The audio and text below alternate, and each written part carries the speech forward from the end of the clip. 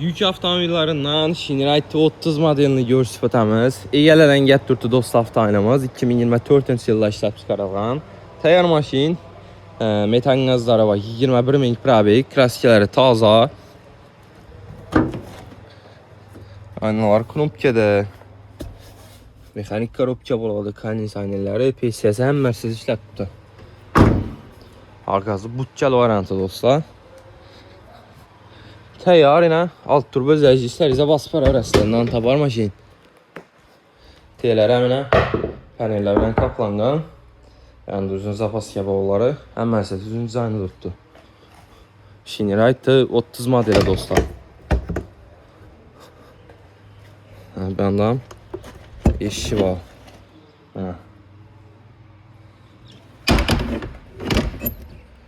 Metan qazları var. 21 min kilometr yüyən. Qaskələrə 100% sazda 2024-cü il. Baxası 170 milyon son dostlar. Nağd pul, barter avtokredit əsasında xərid qılıb sizdə boladı avtomobilimizi.